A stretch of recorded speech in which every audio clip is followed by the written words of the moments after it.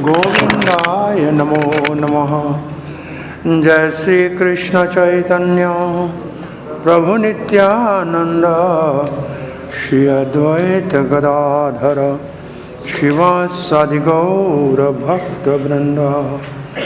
हरे कृष्णा कृष्णा कृष्णा हरे हरे, हरे राम राम राम हरे हरे। हरे कृष्णा।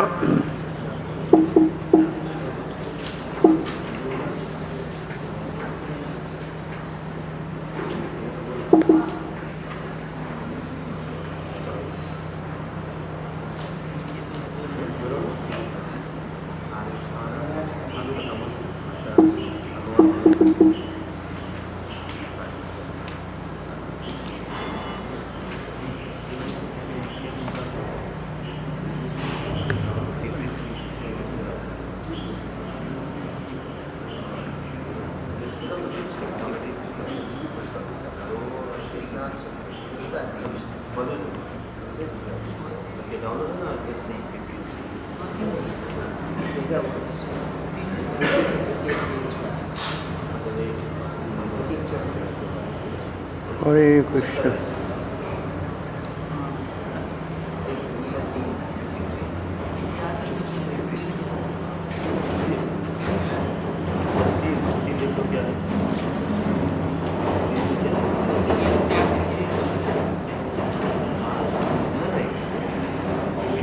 अठारह 8 हो गया।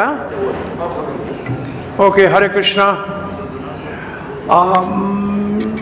श्री कृष्ण बलराम मंदिर इस्कॉन वृंदावन के भाग्यशाली भक्तों, भगवद गीता यथारूप के भक्ति शास्त्री के 18वें अध्याय के अध्ययन में हम आज 18वें अध्याय के 9वें श्लोक से आगे बढ़ेंगे। 9वां श्लोक है कार्यम इति एव यत्कर्म नियतं क्रियते अर्जुन संगम त्यक्त्वा फलं चैव सत्याग सात्विको मतः। तो सात्विक त्याग क्या है? जो राजसिक है उससे बिल्कुल उल्टा है। राजसिक में क्या था? राजसिक में था दुख बस शरीर में दुख में क्लेश मिलेगा इसलिए। एक क्लेश था और क्या था? और था क्लेश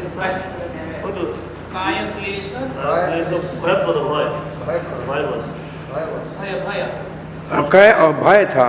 ठीक है। और तामसिक में क्या था? मोह बस।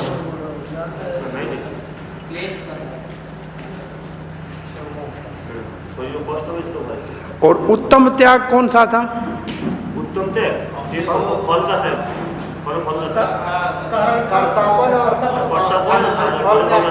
कर्तापन और फल का त्याग। कर्तापन के लिए कौन सा शब्द था? ये श्लोक था आपका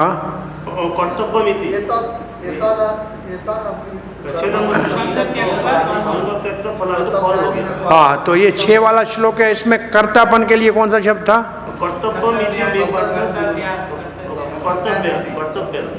क्या था वो? कौन सा शब्द था? संगम। संगम उसके था और फलन त्यागी था। तो यहाँ देखो वही दोनों शब्द हैं इसमें। 9 श्लोक में वही दोनों शब्द हैं। वही है ना। अब कार्यम इति एव यत कर्म, कर्म जो भी है वो अपना कार्य समझ के करता है। अब कौन सा कर्म करता है? नियतम क्रियते अर्जुना। नियतम का मतलब जो शास्त्र ने निर्धारित कर्म किए कहे हैं वो अपना कर्तव्य समझ के करता है। संगम त्यक्त्वा फलानि च, न तो कर्तापन का अहंकार है और न फल की इच्छा है। सत्याग सात्विको मतः, उसको सात्विक, जो उत्तम त्याग है वही सात्विक त्याग है। ठीक है।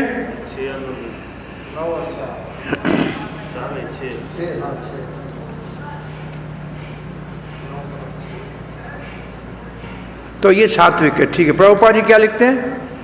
पहला शब्द जो लिखा है वो काय के लिए? नियत कर्म। नियत कर्म करने ही चाहिए, ये मानसिकता होनी चाहिए और उसमें आसक्ति नहीं होनी चाहिए। किसके लिए? फल के लिए। और दूसरा क्या लिखा है?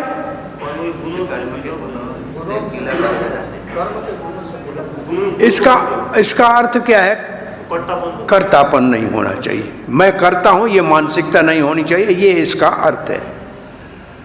तो जो कृष्ण, अब प्रभुपाद जी उदाहरण दे रहे हैं एक, कि कोई भक्त है किसी कारखाने में काम करता है, तो वो कारखाने में काम करने जाता है तो न तो उसको कारखाने में काम करने वालों से कोई संगति करनी है या उनसे संग करना है, न काम है उसमें कोई आसक्ति है, तो फिर क्यों काम करता है? जो फल मिलेगा कृष्ण भावना के काम में लगाएगा। प्रभुपाद जी उदाहरण दे रहे हैं कि काम कहीं भी करने जाए, काम तो करने जाएगा, तो वहां जो लोग रहते हैं उनमें भी आसक्ति नहीं है, जो काम है उसमें भी आसक्ति नहीं है, तो चाहिए क्या? बोला जो वहां से फल मिलेगा वो भगवान की सेवा में लगाएगा। तो ऐसा जो काम करता है इसको कृष्ण का कार्य कहते हैं। कर्म कृष्ण कर्म। जब वो फल कृष्ण को अर्पण किया जाए तो उसको समझना चाहिए कि उसका कार्य दिव्य है। Hare Krishna. Mukund Datta Prabhu, welcome. What blessing you brought?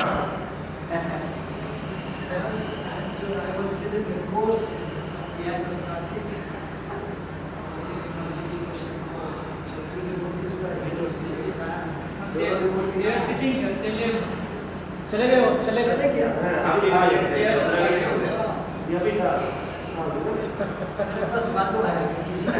Hare Krishna.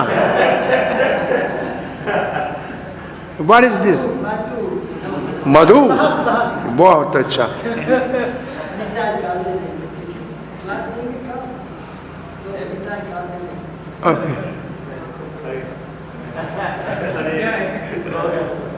Verse 10।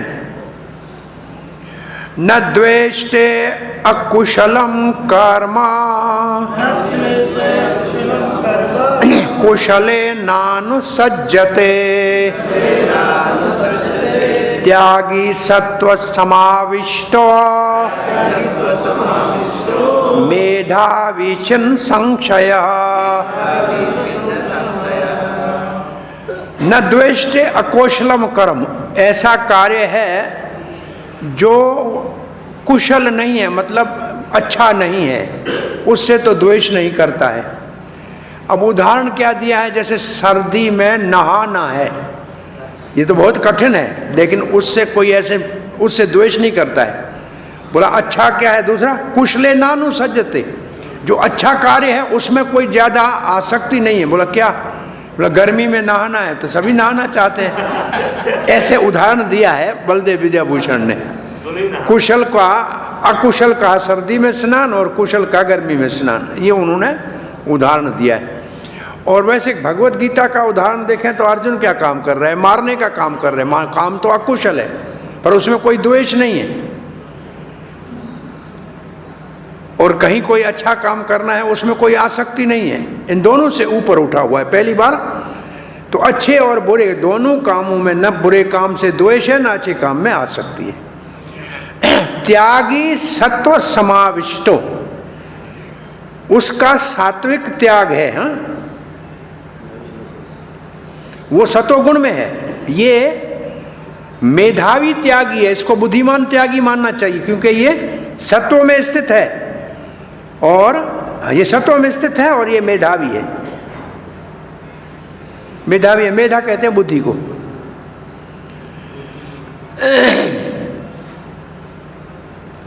सात्विक त्यागी के गुणों का वर्णन किया गया है इस श्लोक में। इस श्लोक में क्या है? सात्विक त्यागी के गुणों का वर्णन, कि वो अकुशल कार्य से द्वेष नहीं करता है, कुशल कार्य में आसक्त नहीं रहता। और उदाहरण वही दो दिए। क्यों ऐसे करता है? क्योंकि सत्व में स्थित है।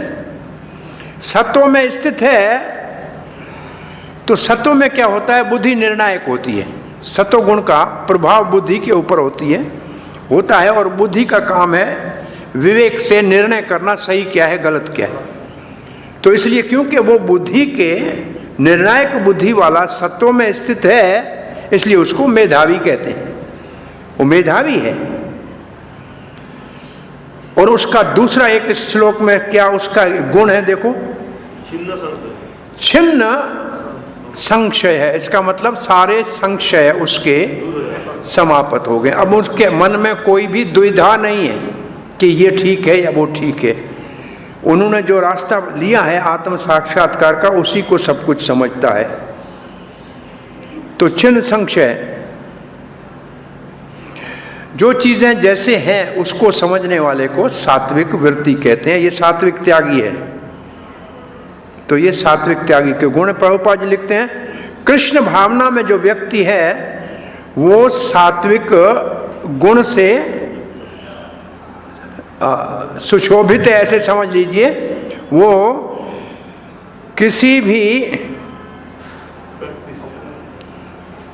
किसी से द्वेष नहीं करता है और जो शरीर को कष्ट देता है उसकी भी परवाह नहीं करता है।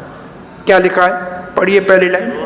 कृष्ण भावना रहित व्यक्ति या सत्वगुणी व्यक्ति न तो किसी व्यक्ति से घृणा करता है, न अपने शरीर को कष्ट देने वाले किसी बात से।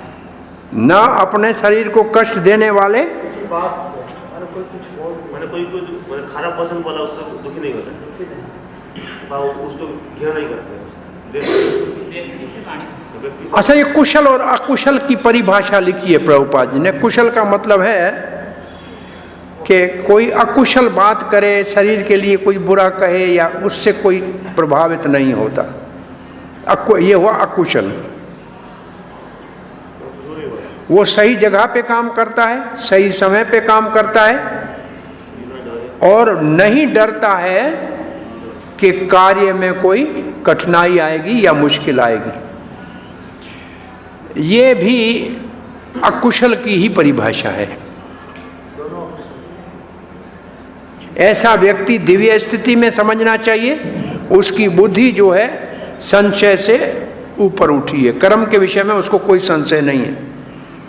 तो इसमें श्री प्रभुपाद ने जो गुण लिखे हैं वो गुण में विशेष क्या लिखा है? शरीर को कष्ट के कारण अच्छे या बुरे कार्य को नहीं त्यागता है। प्रभुपाद ने लिखा है किसके विपरीत? रजोगुण के विपरीत। रजोगुण में क्या है? काया कलेश के कारण नहीं करता है काम। यहाँ काया कलेश की परवाह नहीं करता है, चाहे सुख हो या दुख हो या कोई सामने वाला भला करे या बुरा करे, उससे प्रभावित नहीं होता है, अपने कर्म को ठीक तरह से करता है, कोई संशय नहीं है। 11वां, नहीं देवभृता शक्यम त्यक्तुम कर्माणि अशेषतः यस्तो कर्म फल त्यागी सत्यागीति अभिधीयते। नहीं देहभृता शक्यम त्यक्तुम कर्माणि अशेषतः। सारे कर्म शरीरधारी त्याग कर ही नहीं सकता। अशेषत का मतलब पूरे के पूरे। कोई कहे कि मैं सारे कर्म त्याग दूंगा, ये संभव नहीं है। किसके लिए? जिसको शरीर है। भाई शरीर है तो खाएगा पिएगा सोएगा, तो कर्म तो करना ही पड़ेगा ना। तो शरीरधारी सब कर्मों का त्याग नहीं कर सकता। ये है पहली लाइन। दूसरी लाइन, यस्तु कर्म फल त्यागी, इसलिए जो कर्म फल का त्यागी है उसी को ही त्यागी कहना चाहिए। अब सिद्धांत क्या हुआ? जब तक हम जीते हैं तब तक कर्म का त्याग पूर्ण रूप से नहीं कर सकते, इसलिए कर्म के फल को त्यागने को ही त्यागी कहा जाएगा। अब पहले ये श्लोकों में कहा गया, 3-5 में देखो ये लिखा हुआ है, जो करो तब करो। ये अच्छा है, कर्म को पूर्ण रूप से छोड़ने से कर्म का फल को छोड़ना चाहिए, ये अच्छी बात है, क्योंकि इससे क्या होगा, ज्ञान में स्थित होगा और कोई चिंता नहीं होगी। है कहता 3 का 5 में क्या लिखा है, उसमें भी ये देहधारी कर्म सब नहीं छोड़ सकता, ऐसा है क्या कुछ? गुने को उनसे कर्म करना पड़ता है। हाँ, शरीर के जो गुण है, तीनों गुणों को उनसे कर्म करना पड़ता है। क्या श्लोक क्या है? नहीं कश्चित् क्षणम अपि जातु अकर्म कृत तिष्ठति। कभी भी कोई जिंदा है तो कर्म करना ही पड़ेगा, तो ये तो कह दिया है पहले ही, इसलिए तो कर्म से तो कोई छूट नहीं सकता है, कुछ न कुछ तो कर्म करना ही पड़ेगा, इसलिए अच्छा है कर्म के फल को त्याग दे।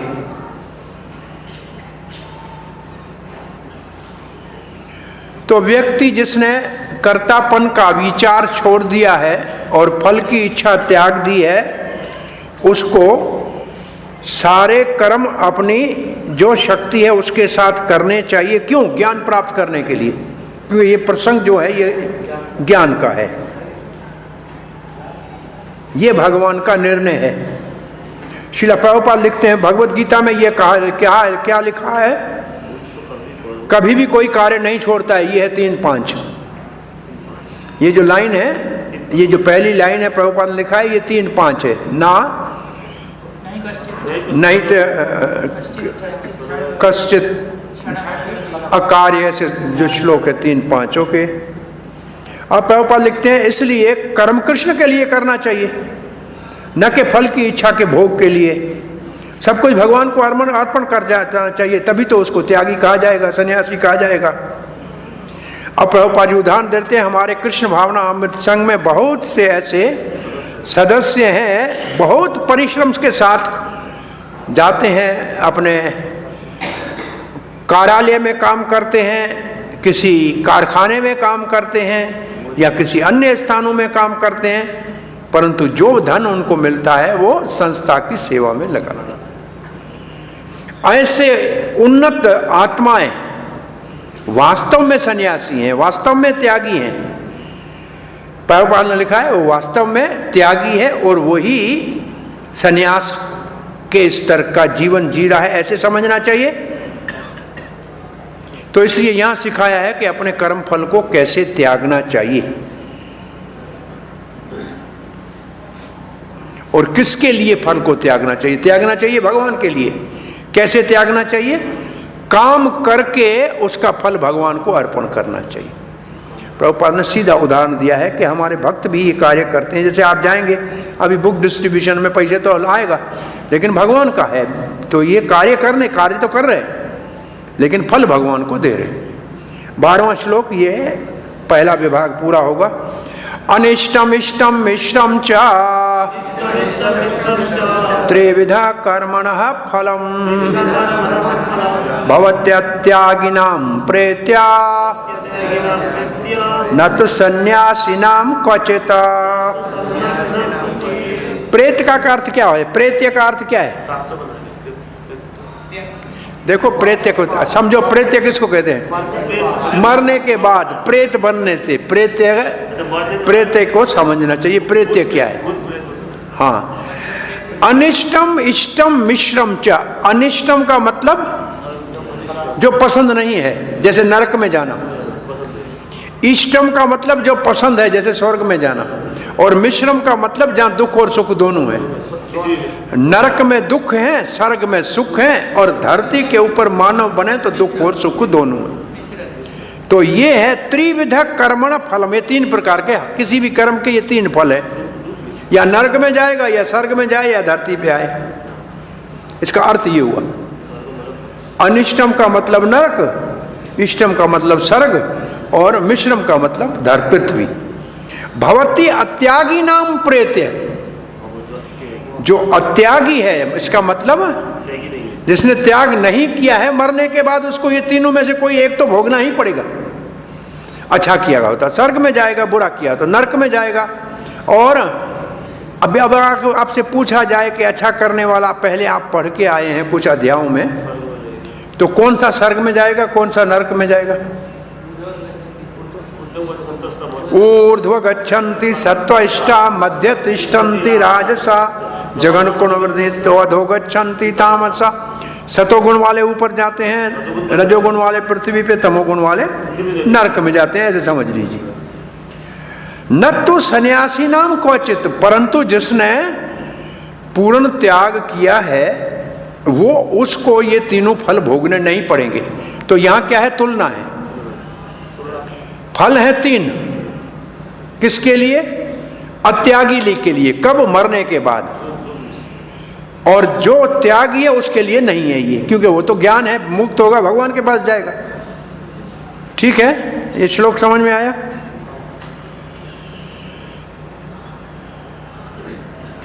ये श्लोक उस दोष को दिखाता है अगर कोई त्याग नहीं करता है। अगर जीवन में त्याग नहीं आएगा, वैराग नहीं आएगा, तो उसका दोष क्या है, उसको ये श्लोक समझा रहा है।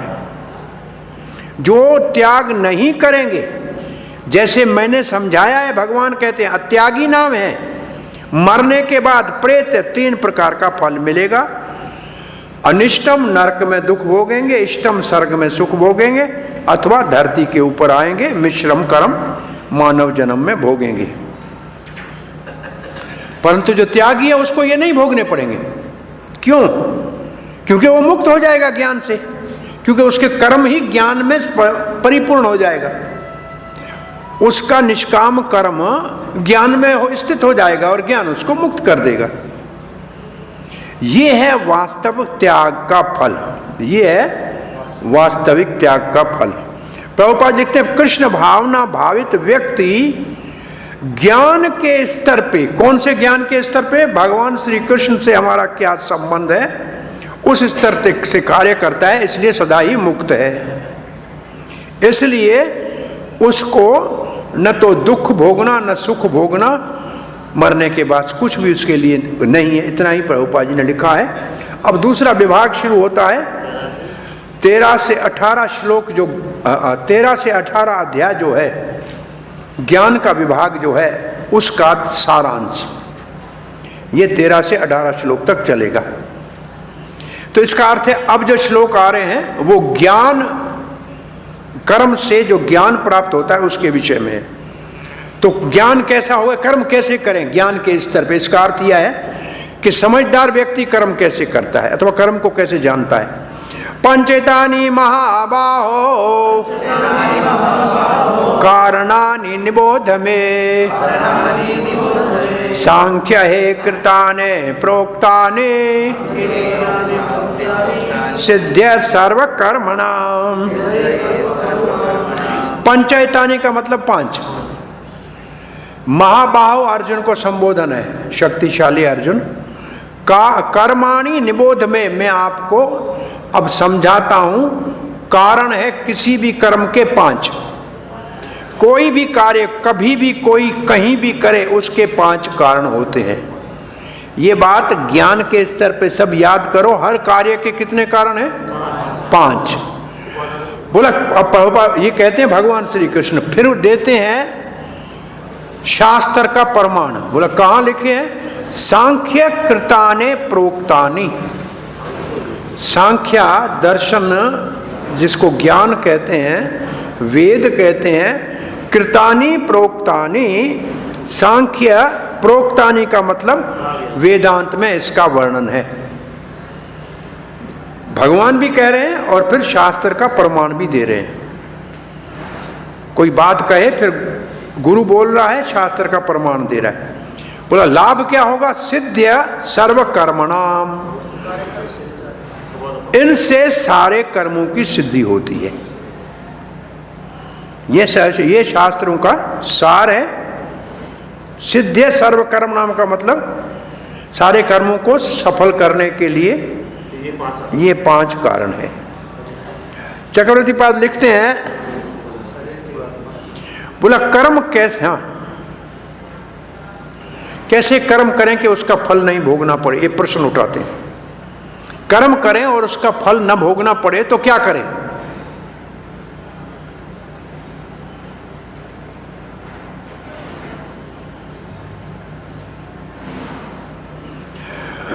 झूठा अहंकार त्याग कर, झूठा अहंकार त्याग कर मतलब कर्तापन को त्याग कर।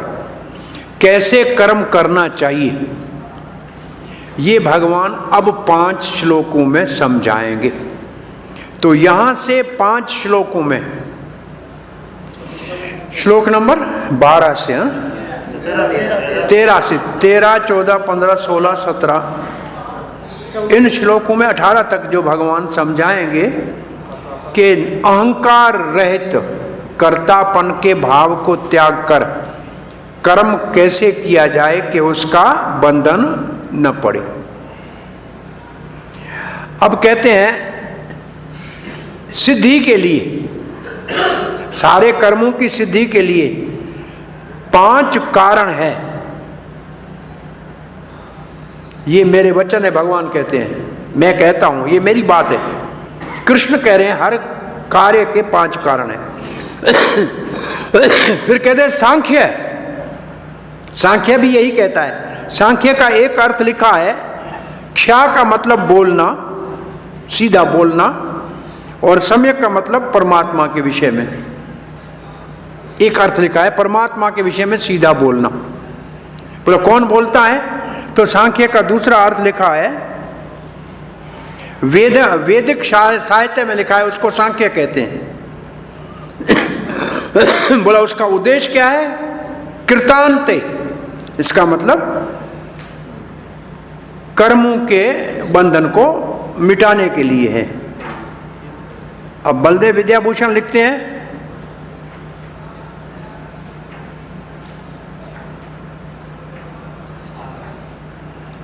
जो कर्म करते हैं परंतु फल को त्यागते हैं, ये किसकी परिभाषा है? कर्म करते हैं फल को त्यागते हैं, किसकी परिभाषा है? त्यागी की। तो जो त्यागी है वो कर्म करते हुए फल को त्यागते हैं तो उनको कोई फल नहीं होता है, बंधन नहीं होता है संसार में, ये कहा गया है। ऐसे कैसे होता है? ऐसे क्यों होता है? इसलिए होता है, मुख्य बात क्या है इसमें, ऐसे क्यों होता है?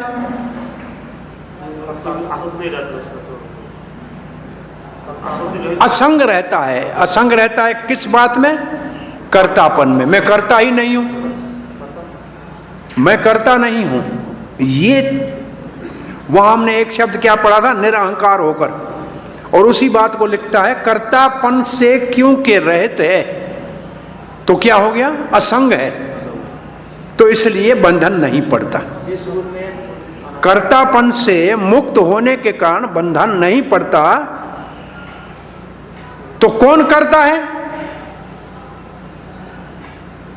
मैं करता नहीं हूं तो कौन करता है? तब कहते हैं इसको ये निश्चय है, इसको पूर्ण निश्चय है कि भगवान ही परम करता है। ये उसका दृढ़ निश्चय है कि भगवान ही पूर्ण करता है। 5 श्लोकों में इस सिद्धांत को समझाया जाएगा। नहीं जा रहा है आज, ये नेट मेरा अपना भी नहीं चल रहा है।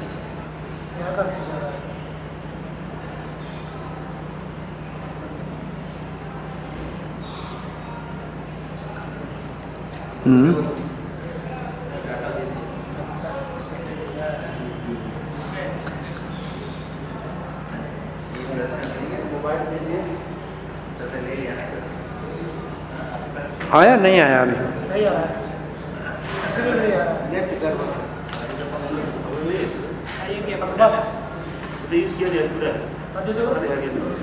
नहीं, मेरा अपना वो चल रहा था, वो भी चलते चलते बंद हो गया।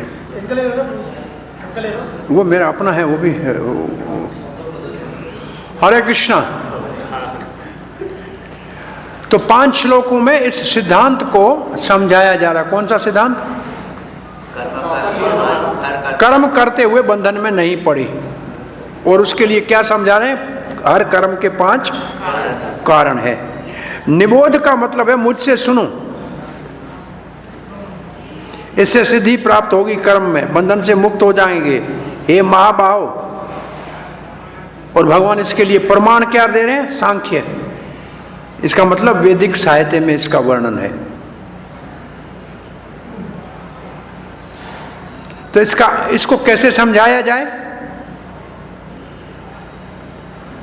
ये है कृतांते, इसका मतलब ये है सारांश, ये है कंक्लूजन। वेद में क्या है? मुख्य बात क्या है वेद में? निर्णय क्या है? निर्णय एक है कि सारे कार्यों का प्रेरणा देने वाला परमात्मा है। सारे कार्यों की प्रेरणा देने वाला परमात्मा है। अच्छा जी, जिसको अंतर्यामी भी कहते हैं, ब्रह्म भी कहते हैं। बोला ये कहाँ कहा है? बोला भगवत गीता में कहा हुआ है। कहाँ कहा है? सर्वस्याम हृदय सन्निविष्टो। हाँ, और दूसरों कहाँ कहा? ईश्वर सर्वभूतानां हृदयेषु अर्जुन तिष्ठति। तो सब जगह कहा हुआ है। अब प्रभुपाद क्या लिया? हाँ जी,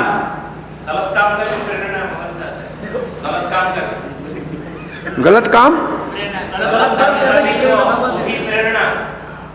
वो असल में सब कामों का प्रेरणा देने वाला भगवान है, लेकिन कौन से आधार पे?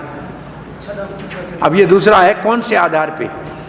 हमारे अपने पूर्व जन्म के संस्कारों के आधार पे।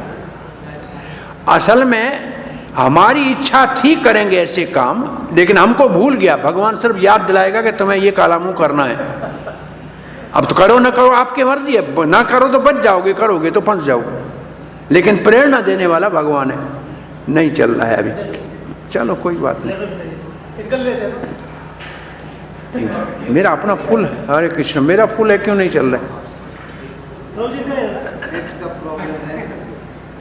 नहीं, मेरा अपना 2 GB इसमें है।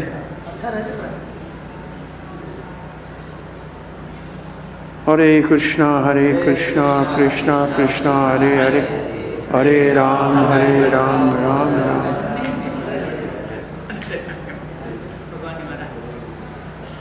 स्टार्टिंग नहीं हो रहा। कौन सा है वो? जियो तो मेरा भी है। रेडमी नोट 10 इससे उसमें ट्रांसफर कर। रेडमी नोट 10 सेटिंग वो ट्रांसफर कर, इसमें इंटरनेट नहीं है। प्रभु जी वाला ट्रांसफर कर। पासवर्ड है हरे कृष्ण। स्पेस नहीं है। इसी पर्सन में आता है क्या?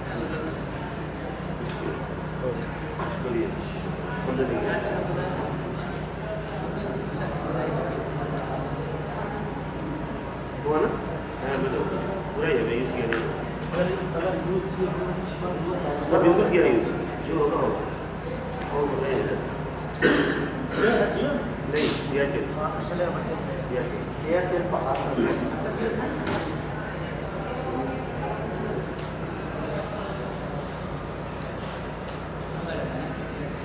हरे कृष्णा कृष्ण कृष्ण हरे हरे, हरे राम राम राम हरे।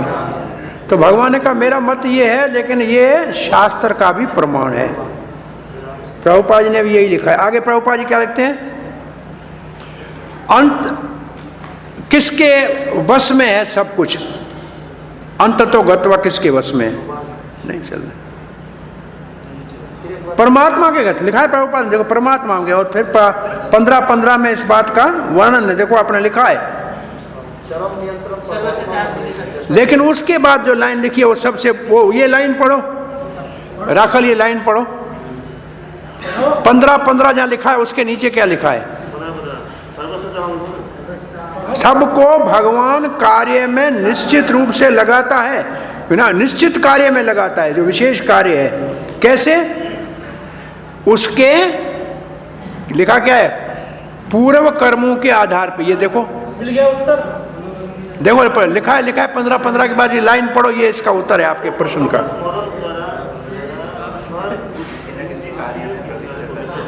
हाँ, प्रत्येक व्यक्ति को उसके पूर्व कर्मों का स्मरण कराकर किसी न किसी कार्य में पवित्र करते रहते हैं। तो भगवान किसी हमारे को प्रवृत्त करते हैं हमारे अपने पूर्व कर्मों के आधार पे, जबरदस्ती नहीं, हमारे अपने कर्मों के संस्कारों को ही भगवान प्रेरणा देते हैं।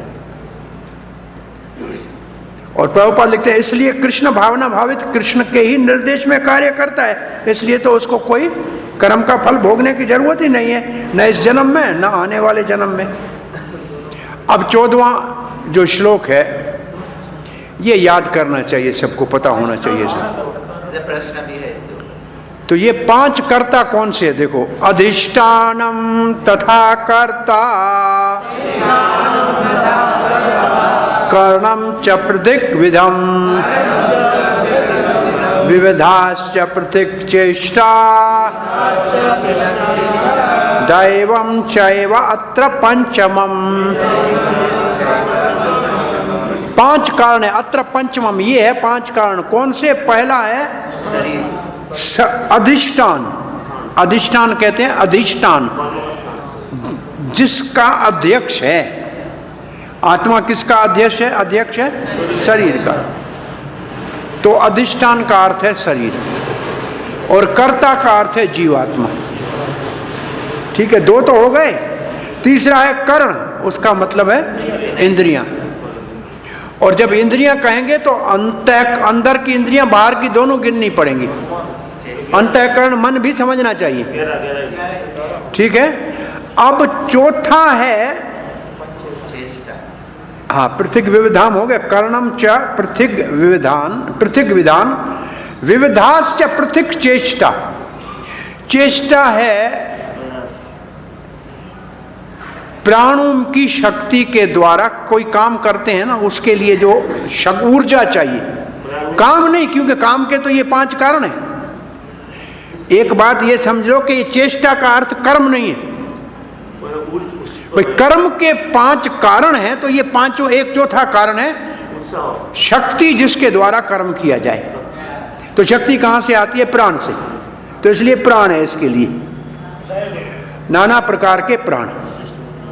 और 5वां है दैव। देव का मतलब परमात्मा। तो ये 5 क्या है? जो शरीर का अधिष्ठा है, अधिष्ठान क्या है? शरीर, जिसका स्वामी है आत्मा। और कर्ता कौन है? जीव। श्रुति में लिखा है जीव करता है, प्रभुपाद ने उसके लिए वही श्लोक दिया है। कौन सा श्लोक दिया है? एष ही दृष्टा सृष्टा, इसका अर्थ 2 है। क्या अर्थ है 2 इसके? ये सृष्टा भी है और दृष्टा भी है। सृष्टा है का मतलब दृष्टा है, देखने वाला है। सृष्टा का मतलब करता है, करता है, सृष्टि करता है ना अपने कर्मों की। सृष्टा और दृष्टा दोनों हैं। मुझे ये 5 का परिभाषा मांगा है, परिभाषा। हाँ, तो 5 क्या है? पहला शरीर है, अधिष्ठान शरीर है, और कर्ता जीव है। उसके लिए श्रुति ने लिखा है, उदाहरण दिया है प्रश्न उपनिषद का, और वेदांत ने भी लिखा है ज्ञोत्र एवं, जीव जो है वो ज्ञात जानता है। कर्ता शास्त्र अर्थत्व, और ये भी लिखा है ये ही कारण है, प्रकृति नहीं। भाई शास्त्र लिखे काय के लिए? शास्त्र में लिखा है ये काम करो, ये नहीं करो, किसके लिए लिखे? जीव के लिखे हैं ना, प्रकृति के लिए तो नहीं लिखे हैं। तो जीव करता है ना, तो ये जीव करता है, इसके लिए आपको परिभाषा देनी होगी। तो इनमें से कम ये 3 में से 1-2 याद करना चाहिए कारण लिखने के लिए कि जीव क्यों करता है। क्योंकि श्रुति में लिखा है, प्रश्न उपनिषद में लिखा है, वेदांत सूत्र में लिखा है। ठीक है, तो शास्त्र किसके लिए है? मानव के लिए है। कैसे काम करना है इसके मानव को दिया गया है। अगर जीव ही कारण नहीं है इसका, तो क्या शास्त्र किसके लिए? प्रकृति के लिए नहीं। आगे लिखते हैं कर्णम का अर्थ है हमारे कान नाक आदि सारी इंद्रियां, और मन, क्योंकि वो भी अंतःकरण है, मन भी उसमें आएगा और उसके अलग अलग कार्य हैं, कार्य करने के लिए सबकी जरूरत पड़ती है। और पृथक चेष्टा का अर्थ है हमारे प्राणों की ऊर्जा। चेष्टा का अर्थ कर्म नहीं हो सकता, क्योंकि कर्म के तो 5 ये कारण है, ये दोबारा याद करना। देवम का अर्थ है परम ब्रह्म, परमात्मा, जो भी समझो, जो सबके लिए पूजनीय है।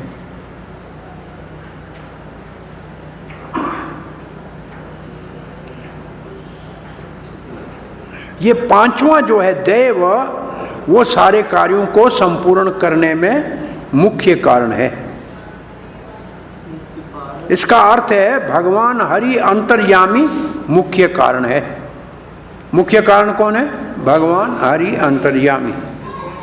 और जो इस बात के विषय में पूर्ण रूप से कन्विंस्ड हैं, तो ये परमात्मा सबसे, इन सबसे निर्णायक है। हाँ हाँ, इन 5 में से। अच्छा, और लिखा है क्यों? परमात्मा सबसे, मतलब ये जो 5 है, हाँ, इनमें परमात्मा सबसे ज्यादा निर्णायक है, लिखा है ना ऐसा? ठीक है।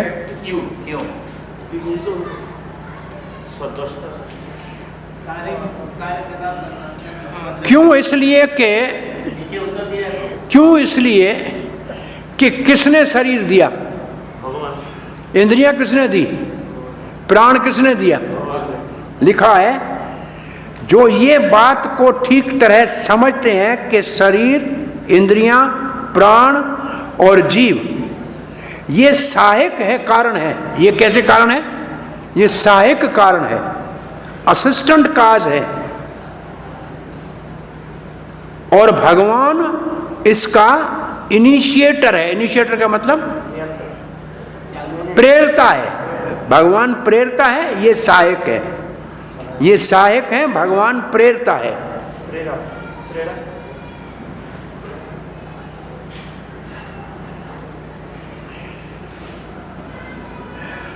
जो फल की इच्छा को त्याग देते हैं और अपने आप को कर्ता नहीं मानते हैं, वो बंधन में नहीं पड़ते, क्योंकि वो कहते परमात्मा ही करता है। लेकिन अगर वो कहेंगे हम सहायक हैं, हम कर रहे हैं, भगवान को मानेंगे नहीं, तो बंधन में पड़ेंगे। तो इसलिए भाई शरीर किसने दिया? परमात्मा ने। इंद्रियां किसने दी? ये सहायक हैं, लेकिन मुख्य परमात्मा है। अब प्रभुपाद जी का तात्पर्य हम तक पहुंचे। अगर जीव के कार्य भगवान के ऊपर ही निर्भर है, कोई कहे, जैसे आप पूछ रहे थे, सब कुछ भगवान के ऊपर निर्भर है और भगवान के ही, जैसे भगवान काम में लगाएगा ऐसे ही लगते हैं और भगवान के ही लक्ष्य को पूरा करते हैं, तो फिर तो जीव तो कठपुतली हो गया। भाई जैसे कठपुतली को जैसे नचाने वाला है ऐसे नचा, तो जीव कठपुतली तो नहीं है, उसको स्वतंत्रता तो है। तब लिखते हैं तो शास्त्र में कहा गया है क्या करो क्या नहीं करो, ये तो जीव के लिए है। फिर तो इसका जरूरत क्या है जीव के लिए? क्या जरूरत है शास्त्र में लिखने का कि ये करो ये नहीं करो? अगर जीव कठपुतली है तो बेचारा क्या करेगा? तो शास्त्र ने उसको मारा। इसलिए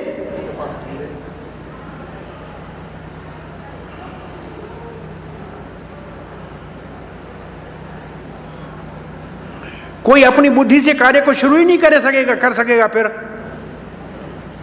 तो भगवान की इच्छा से सब कार्य करेगा, ऐसी बात नहीं है। अब कहते ये एक सिद्धांत दे रहे हैं बलदेव विद्याभूषण। क्या सिद्धांत? क्या पढ़ा हमने? क्या सिद्धांत अभी पढ़ा? अगर कठपुतली जीव है तो फिर शास्त्र में क्यों लिखा है कि ये करो ये नहीं करो? सब कुछ भगवान ही तो करा रहा है, फिर इसकी जरूरत क्या है? विधि निषेध की जरूरत क्या है? और बुद्धि से कुछ कर ही नहीं सकता है जीव, तो बुद्धि क्यों दी उसको? तब कहते हैं जीव जो है कि शरीर का, इंद्रियों का, प्राण का जिनको भगवान ने दिया है, उसको लेने वाला तो जीव है ना। जीव ने कर्म किए तब ये मिला ना। तो वो जो शरीर मिला, जो इंद्रियां मिले और जो उसको प्राण मिले, वो जीव को मिले उसके अपने कर्मों के कारण। वो इसका सबस्ट्रेटम है। दिया किसने? भगवान ने दिया। ये शक्ति किसने दी? भगवान ने दी। क्योंकि भगवान ने ये सब दिया है, वो इसने ये सब ग्रहण किया है। इसलिए जीव इस शरीर के ऊपर, इंद्रियों के ऊपर, अपनी इच्छाओं के ऊपर स्वामी है। इसलिए वो अपने कर्म का कारण है। ऐसा नहीं है कि नहीं है कारण। और भगवान जो सब जीवों के हृदय में बैठे हैं वो उसको अनुमंता देते हैं, अनुमति देते हैं कि जीव ये कार्य करो, और फिर उसको प्रेरणा देते हैं। अब हमको याद आ जाएगा परमात्मा का काम क्या है, उपदृष्टा, अनुमंता, भर्ता, भोक्ता, महेश्वर। तो अब वो आप कर्ता वाली पुरानी बात को याद कीजिए जो हमने पहले 5वें अध्याय में, 3रे अध्याय में पढ़ा था। कर्ता कौन है? इच्छा करता जीव है, अनुमति देने वाले भगवान है, और प्रकृति उपकरण देती। तो इसका मतलब जीव इच्छा करता है और भगवान इच्छा पूरी करते हैं, अनुमति देते हैं, प्रेरणा देते हैं। वो ये इसलिए ऐसा नहीं कह सकते केवल भगवान ही कारण है, परंतु मुख्य कारण भगवान इसलिए है कि उसके कर्मों का फल भी तो भगवान ने दिया ना भाई। कर्मों के फल के कारण उसको जो शरीर मिला, जो इंद्रियां मिले, प्राण मिले, ये भी तो भगवान ने दिया ना। वो शक्ति भी तो भगवान ने दी, तो वो उसकी इच्छा के अनुसार दी। इसलिए भगवान आदि कारण जरूर है। जीव अपनी बुद्धि के द्वारा चाहे तो कार्य करे, चाहे तो नहीं करे। भगवान किसी भी प्रकार से उसको जबरदस्ती बाध्य नहीं करते हैं कि ये कार्य करो। भगवान जीव की स्वतंत्रता में हस्तक्षेप नहीं करते हैं कि ये कार्य करो, करो या न करो, ये आपकी इच्छा है। ये वेदांत सूत्र में भी लिखा है, परा तत्शक्ति है। हमारी शक्ति भगवान से आती है, लेकिन करते हम अपनी इच्छा से।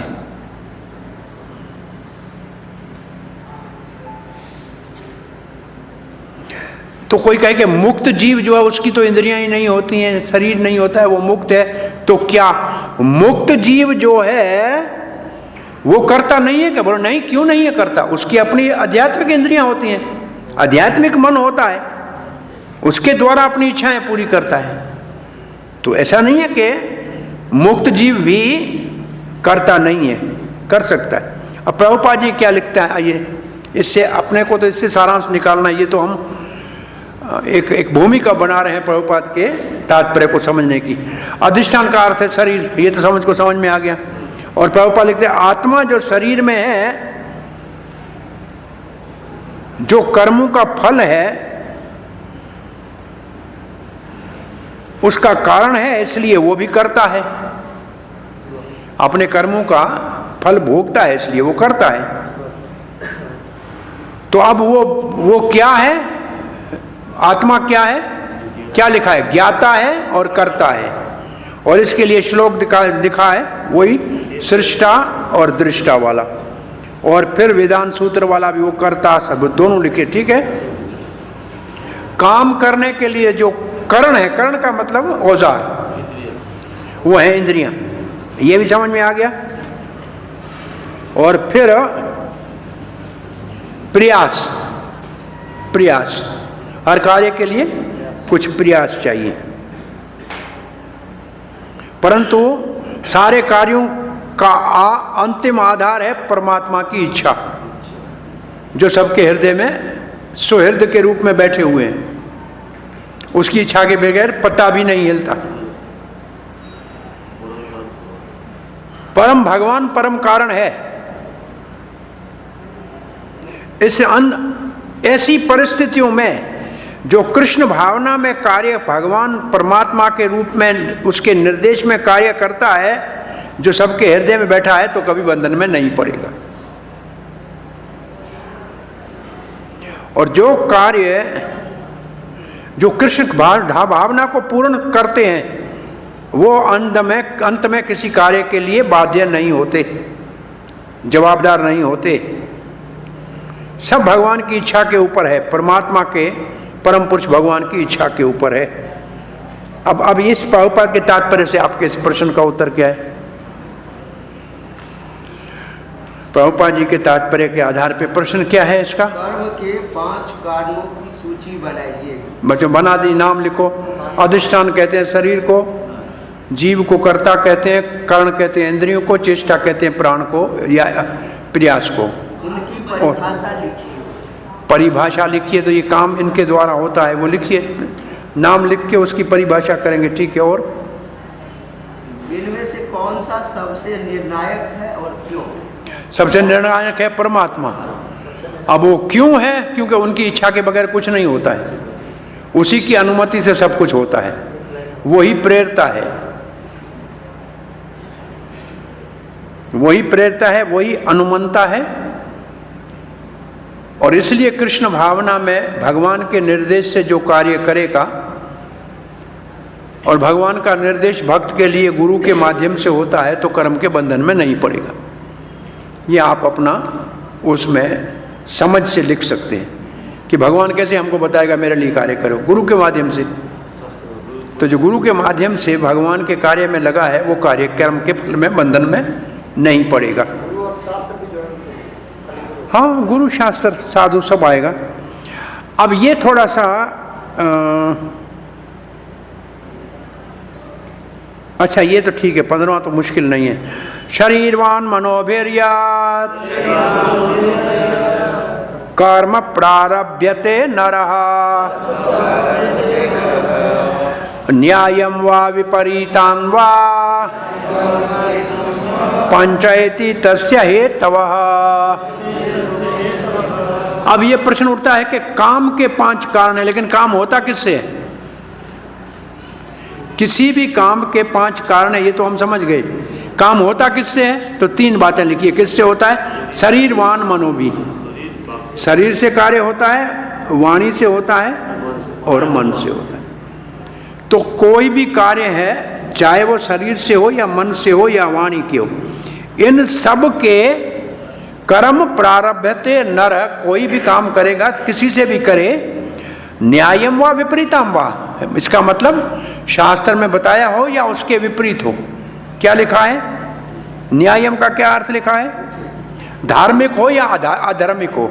न्यायपूर्ण हो या विरुद्ध हो। न्यायपूर्वक का मतलब धार्मिक, अन्याय का मतलब अधार्मिक हो। उनके ये 5 ही कारण है। अब देखो इसमें ये आ गया आपका फिर वापस, अधर्मी है तो उसके भी 5 ही कारण है, तो 5वां कारण अधर्मी में भी आ गया। भाई अधर्म अगर भगवान में नहीं है तो कहां से आएगा? भगवान में कहां होता है अधर्म? कहां होता है भगवान में? पीठ में होता है। माया कहां होती है? पीठ में होती है। इसका मतलब जो भगवान का पीठ देगा वो अधर्म करेगा। और सुख और दुख के लिए क्या चैतन्य महाप्रभु ने कहा है? भगवान के सन्मुख सुख है, भगवान को पीठ दोगे तो दुख है। भगवान को भूलने से ही तो दुख है। तो दुख का कारण भी भगवान है, क्या भूलना? सुख का कारण ही भगवान है, क्या याद करना? दोनों का कारण तो भगवान ही है। तो अब प्रभुपाद जी लिखते हैं, सही काम करो या गलत करो। लिखा क्या है? सही करो या गलत करो। ये महत्वपूर्ण शब्द है। नियतम विपरीतानि जो है, ये बहुत महत्वपूर्ण शब्द है। सही कार्य कौन है? जो शास्त्र ने बताया है। इसका मतलब शास्त्र के अनुमत कार्य सही है और उसके विपरीत कार्य गलत है। परंतु कुछ भी करना हो, 5 उसके ये कारण है।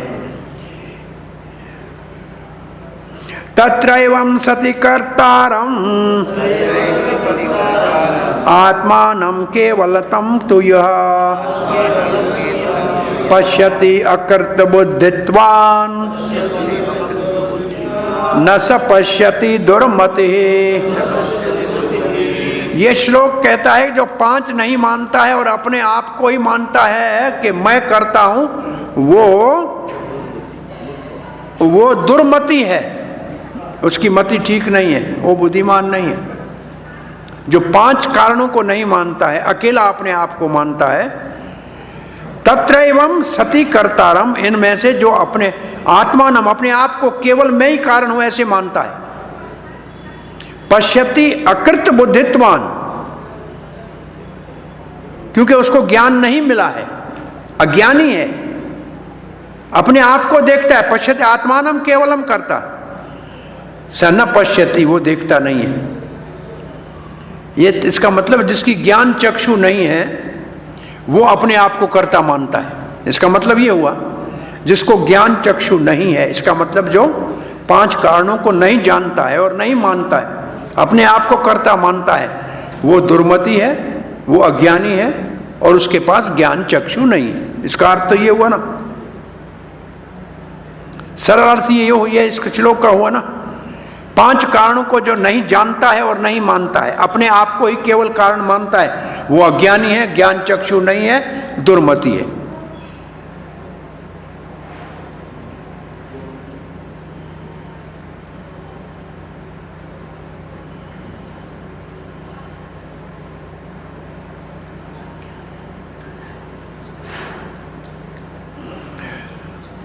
लिखते हैं ऐसे हैं कि जीव भले करता है भगवान की अनुमति से, और करता है शरीर के माध्यम से और इंद्रियों के माध्यम से और प्राण के माध्यम से। इसका मतलब 3 बातें वही हो गई, भगवान की अनुमति, जीव की इच्छा और प्रकृति के द्वारा दिया गया शरीर, इंद्रियां, प्राण, वो मशीन की तरह कर्ण, उसको उपकरण मिले। इससे जो कार्य तो सबसे हो रहा है, परंतु समझता है मैं ही करता हूं, वो दुर्मति है, वो मूर्ख है। वो मूर्ख है और अज्ञानी है। कैसा है? बोला अंधे के समान है, वो अंधा है। अंधा का मतलब अज्ञानी है। प्रभुपाद जी ने क्या लिखा है? मूर्ख व्यक्ति परमात्मा हमारे हृदय में सुहृद के रूप में बैठे हैं, उसको नहीं जानता है, नहीं समझता है, वो ही सारे कार्य कर रहा है, ये नहीं मानता है, वो मूर्ख है।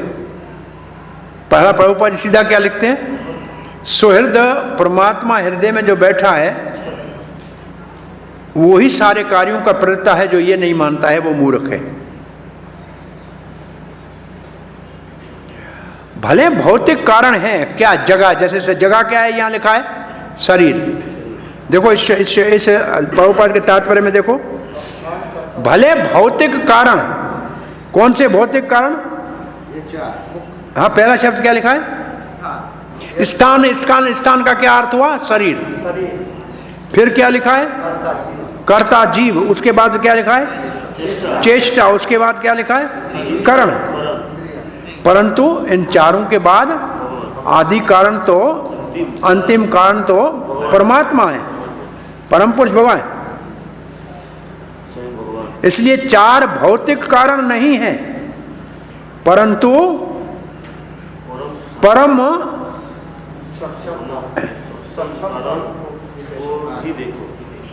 क्या लिखा है? परंतु परम सक्षम कारण भी है। इन चारों को भौतिक क्यों लिखा है? पर जीव को भौतिक क्यों लिखा है? नहीं, देखो चारों के सामने भौतिक लिखा है, जीव तो भौतिक नहीं है ना।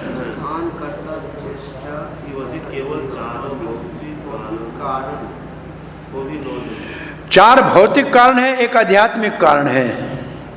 ये भौतिक जीव को इसलिए लिखा है कि वो अभी अपने आप को शरीर मान रहा है, वो अपने आप को बद्ध जीव शरीर मान रहा है, इसलिए उसको भौतिक कारण लिखा है। तो अब ये प्रभुपाद जी ने यहाँ वही शब्द लिखे हैं। देखो, ये स्थान को स्थान नहीं समझना, शरीर समझना। तो तात्पर्य में स्थान का मतलब है शरीर, जगह नहीं, शरीर।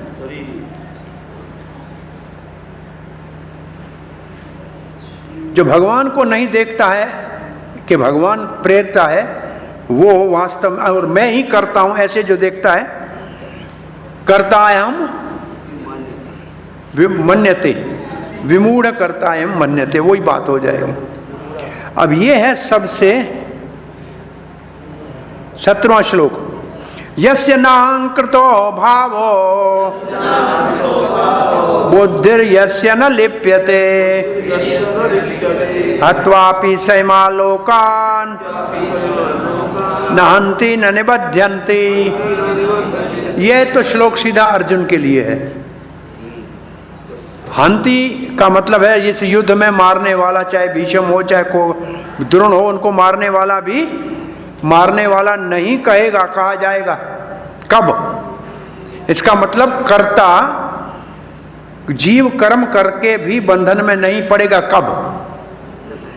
यस्य न अहंकृतो भावो, पहले क्या होना चाहिए? न अहंकृतो भावो का मतलब झूठा अहंकार कर्तापन का नहीं होना चाहिए। दूसरा, बुद्धि यस्य न लिप्यते, और जिसकी बुद्धि कार्य में लेपायमान नहीं होती है। हत्वा सहिमान लोकान, जो इस संसार में किसी को भी मारे, न हंति स निबध्यते, और न उसको मारने वाला माना जाएगा, न बंधन में पड़ेगा। तो मुख्य बात इसमें क्या है? न अहंकृतो भाव बुद्धि यस्य न लिप्यते। बुद्धि यस्य न लिप्यते का अर्थ क्या है? इसका मतलब ये अच्छा है बुरा है कार्य, उसमें उसको कोई आसक्ति नहीं है। आसक्ति रहित और कर्तापन रहित कार्य, आसक्ति रहित अच्छा है बुरा है इससे कुछ नहीं लेना है। बलदेव विद्याभूषण कहते हैं तो बुद्धिमान व्यक्ति को कैसे देखना चाहिए, कार्य कैसे करना चाहिए?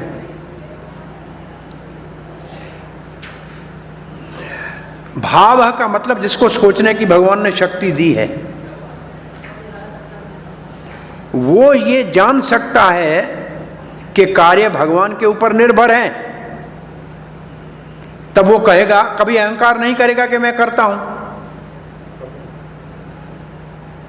और उसकी बुद्धि इच्छाओं से दूषित नहीं है। किसकी? फल के भोगने की। न लिप्यते, फल के भोगने की इच्छाओं से दूषित नहीं है। न लिप्यते का मतलब बुद्धि इतनी है कि मैं फल की इच्छा, फल के कर्म के फल के भोगने की इच्छा नहीं है। वही दो बातें फिर घूम फिर के वही ऐसे आ गई। कौन सी? कर्तापन और भोक्तापन को, फल के भोक्ता। अब फल को ही भूल जाए, दो शब्द याद रखें, कर्ता और भोक्तापन को त्याग दे। कर्ता कौन है? भगवान। भोक्ता कौन है? भगवान। ये जो मान ले मैं करता नहीं हूं, मैं भोगता नहीं हूं, तो फिर कोई बंधन नहीं। साफ शब्दों में लिखना है तो दो शब्द लिखे, कर्ता और भोक्तापन से मुक्त। हरे कृष्ण। आगे क्या लिखा है? फिर लिखा है वो चाहे भीष्म को मारे या किसी और को मारे, वो मारने वाला नहीं कहेगा, उसको हत्या का दोष नहीं लगे। प्रभुपाद इसका उदाहरण देंगे। इस श्लोक में अर्जुन को, जो प्रभुपाद ये अर्जुन को ये सूचना दी जा रही है कि आप जो नहीं लड़ने का कह रहे थे ना, ये अहंकार से कह रहे थे, ये अहंकार के कारण कह रहे थे। अर्जुन अपने आप को कर्ता मान रहा था कि भगवान परम अनुमंता है, ये नहीं मानता रहा, समझ रहा था। अगर कोई ये नहीं सकता, समझता है कि भगवान परम अनुमंता है, तो फिर वो कैसे कार्य करेगा?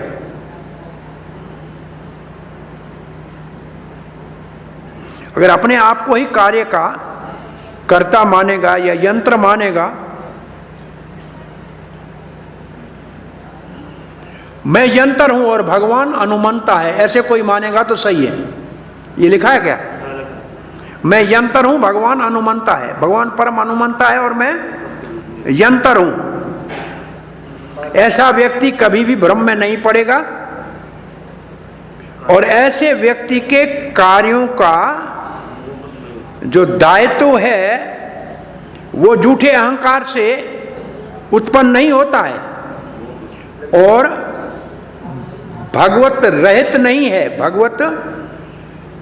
भगवत विज्ञान रहित नहीं है, अथवा ऐसे कहा जाए कृष्ण भावना भावित वंचित नहीं है।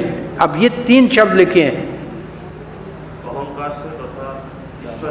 अहंकार रहित, ईश्वर वहीन और कृष्ण भावना विहीन, तीन चीजें हैं। वो कभी भी इन तीन गलतियां नहीं करेगा। ईश्वर को याद करेगा, कृष्ण भावना में रहेगा और अहंकार रहित रहेगा, भ्रम में नहीं पड़ेगा। चार चीजें किसको प्राप्त होंगी? जो अपने आप को यंत्र मानेगा और भगवान को परम अनुमंता, यहां है परम अनुमंता। तो दोष ये लाइन आप अंडरलाइन कर लो, ये एक मुख्य जो तात्पर्य में ये। परंतु जो भी कर्म का अपने आप को यंत्र और भगवान को परम अनुमंता मानता है, उसके सारे कार्य सिद्ध होंगे। ऐसे लिखा है कि नहीं? मिला, ये लाइन मिले आपको? जो व्यक्ति कर्मों को कर्ता के रूप में अपने को तथा परम निर्देशक के रूप में परमेश्वर को मानता है, वो प्रत्येक कार्य को पूर्ण करने में सक्षम है। तो इसमें दो शब्द जो है मुख्य याद रखने हैं। कौन से? मैं क्या हूं? यंत्र, और भगवान परम अनुमंता। यंत्र रूढ़ानी माया, ये श्लोक 18 अध्याय में आगे आएगा, ये यंत्र शब्द आएगा। अच्छा, 11वें में कोई ऐसा आपने अध्याय में एक श्लोक पढ़ा है जिसमें यंत्र हो को करता और भगवान उसका परम अनुमंता हो? ऐसा श्लोक है क्या 11वें अध्याय में? भगवान ने कुछ कहा है क्या 11वें में?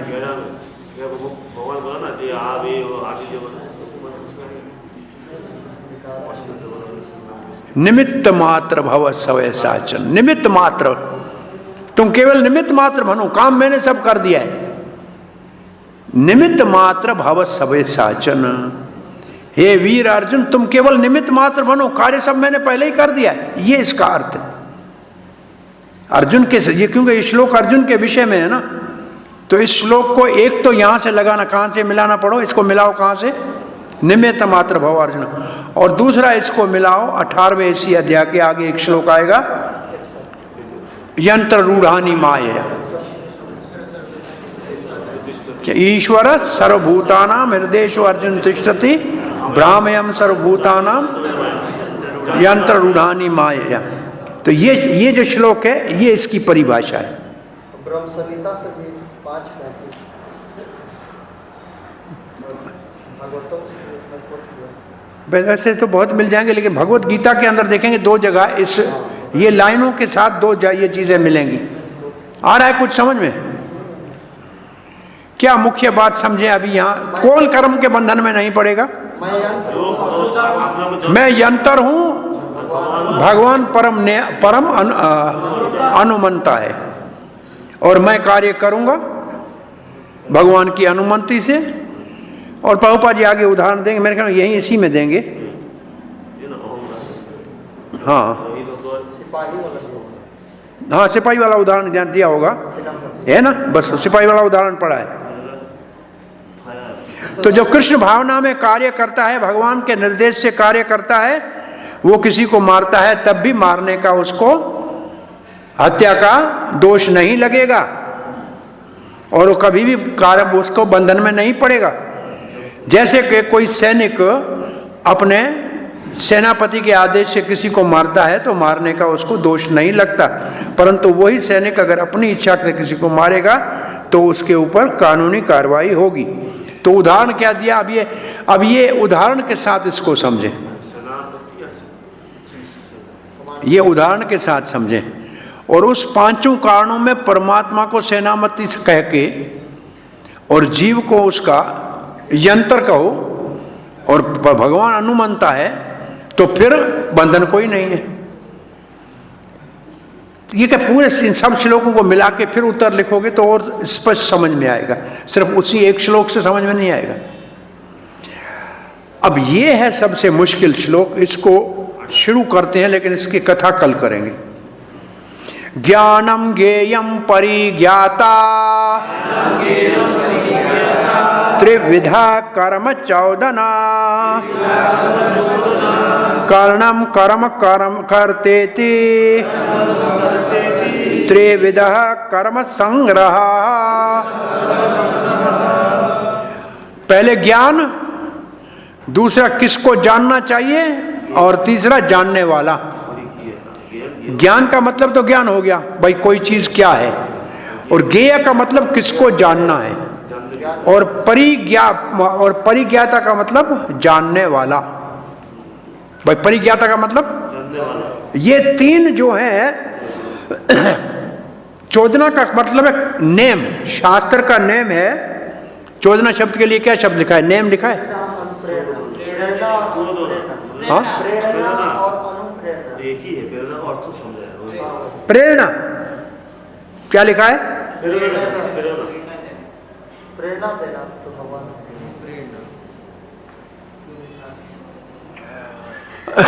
वैसे एक शब्द शास्त्र में इस जो चोदना शब्द के लिए क्या लिखा है? Name, rule. रूल जो नेम है, कर्म का नेम। कर्म का नेम क्या है? 3 चीजें हैं कर्म के लिए। कर्म का नेम क्या है? 3 चीजें हैं। कर्म के विषय में ज्ञान, किसके लिए कर्म कर रहे हैं उसकी जानकारी, और कौन कर्म कर रहा है। ज्ञान, परिज्ञाता, ज्ञेय। अब लिखा है कर्णम। कर्णम का अर्थ सबको आता है ना? कर्णम का अर्थ क्या है? इंद्रियां।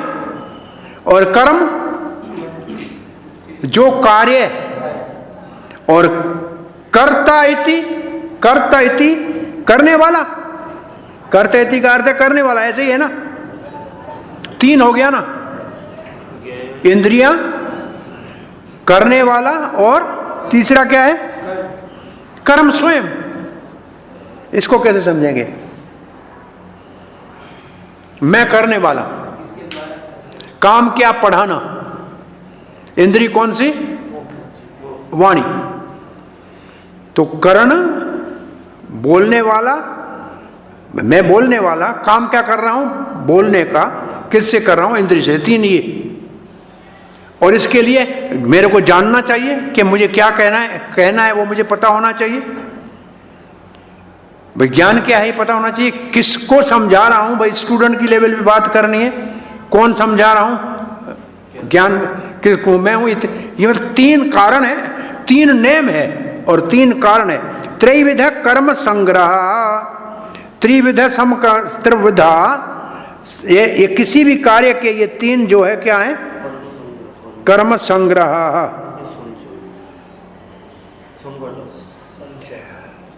संग्रह का अर्थ क्या है? कर्म संग्रह का मतलब किसी कार्य को काम करने के ये 3 कारण है। ज्ञान, ज्ञान का विषय और ज्ञाता, ये 3 है प्रेरित का। प्रभुपाद ने जो लिखा है ना, प्रेरिता, कर्म के प्रेरिता। क्या लिखा है? कर्म के प्रेरिता लिखा है ना, देखो। हाँ, प्रेरणा देने वाले मतलब प्रेरिता। ये लिया है बलदेव विद्याभूषण का अर्थ। बलदेव विद्याभूषण लिखा है ये है तीनों कर्म के प्रेरिता। और चक्रवर्ती पाद लिखते हैं ये है कर्म के नेम। अब आगे लिखा है इंद्रियां, कार्य और कर्ता, ये तीनों कर्म के संग्रह के लिए क्या शब्द है? संगठित हैं, कॉन्स्टिट्यूट। कॉन्स्टिट्यूट्स का मतलब क्या है? संगठित का। हाँ ठीक है।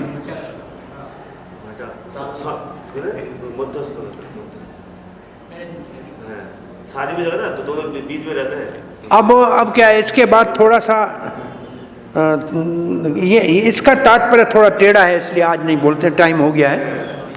ये श्लोक, इस सेक्शन में ये श्लोक थोड़ा सा मुश्किल है। तो आज हमने क्या पढ़ा अभी तक? 5 एक तो वो सात्विक त्याग पढ़ा। सात्विक त्याग नहीं करने वाला 3 प्रकार के फल पड़े उसको मिलेंगे मरने के बाद, सुख दुख या मिश्रित। और जो त्यागी है वो इनसे बच जाएगा। एक तो यह पढ़ा। फिर आए ज्ञान के विभाग में। ज्ञान के विभाग में क्या हमने पढ़ा? कोई भी कार्य करना है तो उसके लिए 5 कारण है, और 5 कारणों में मुख्य कारण परमात्मा है, क्योंकि वो अनुमंता है, प्रेरता है। कर्मों का फल वही देता है, प्रेरणा वही देता है।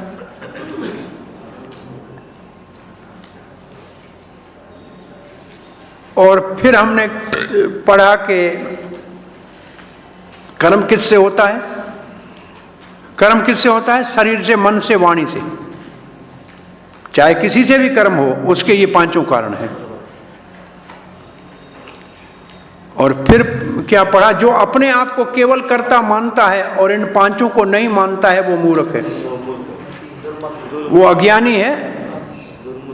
और फिर हमने क्या पढ़ा लास्ट में? इससे पहले बीच में एक और श्लोक पढ़ा है। माने वो जो कर्ता और भोक्ता से जो मुक्त है, वो कोई भी कार्य करे बंधन नहीं पड़ता है। जैसे सेनापति के आदेश से मारने वाले को कोई कानून का उसके ऊपर केस नहीं होता। और प्राइज मिलता है। और फिर है सिद्धांत श्लोक, किसी भी कार्य के प्रेरक भी तीन हैं और संगठित भी तीन हैं। प्रेरक कौन से तीन हैं? ज्ञान, ज्ञेय, परिज्ञाता, ये है प्रेरक। और तीन संगठित कौन है? कर्म, करण और कर्ता। कर्म, करण और कर्ता। करण का क्या अर्थ है? इंद्रियां। ठीक है, तो ये हमने आज पढ़ा। कल 18 से आगे उदाहरण में शिक्षक का उदाहरण हमने एक ही एनालॉजी थी आज यहाँ सेनापति वाली। और कोई इससे पहले? अभी जो लास्ट में बताया कि मैं बोल रहा हूँ शिक्षक का उदाहरण, वो तो कुछ भी, वो तो ऐसा मैं शब्द का अर्थ समझा रहा था। ठीक है, हरे कृष्णा। चार विधि जो चार निषेध बोलते हैं। हाँ, फोर प्रिंसिपल है, फोर रेगुलेटिव। चार विधि। फोर प्रिंसिपल का मतलब क्या पूछना, मैं समझा नहीं।